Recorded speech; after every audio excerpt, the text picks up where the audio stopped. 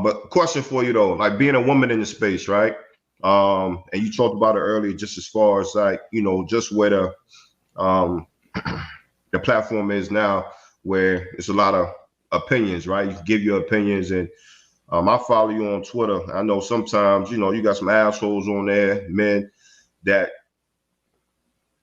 when it comes to sports don't really value the opinion of a woman, right? Mm-hmm. Just being a woman in this space, like just talk about some of those things that you have to overcome. You know what I mean? Yeah, I mean, I think when I first started in the business, it was a really different landscape than it is now. I didn't really have anybody. I didn't have an OG. I didn't have anybody telling me what to do or who I should be talking to or how it works or what I should avoid or any of that. And there just really weren't a lot of women in the space. Like there were no women in the radio space in South Florida when I started down there. Like there would be a couple, maybe interns or something, but there's nobody on air.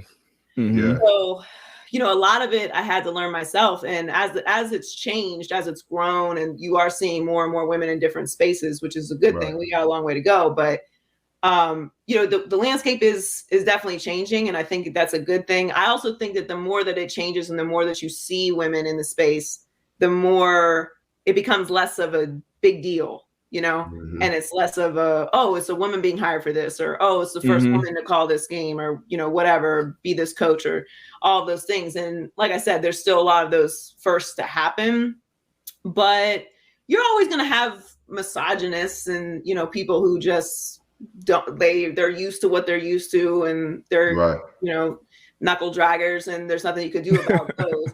And there's those people that are on the far end of it, and generally people who are all the way on the end of anything are not really, you can't really have a conversation with them because they're just set in their ways. They've made their decision about what they're going to think and what they're going to do. It's more about the people in the middle that I'm trying to move, and that's really, when you're a woman in this space, you have to be perfect all the time. Like you can't make any mistakes. You can't say somebody was traded when they were really cut, or you can't misquote someone's name. You have to be perfect all the time. Yeah. That I think is the fundamental difference between men in the business and women in the business, is that you just have no space for mistakes. And because it's sports fans, people are passionate, and they're going to let you know that you messed up that pitcher's name or whatever it is. And, we talk for a long time. I talk for 3 hours a day. I'm probably going to say somebody's name wrong, or, get a stat wrong or whatever. But you just have to be so much better in every space to get into that space as a woman.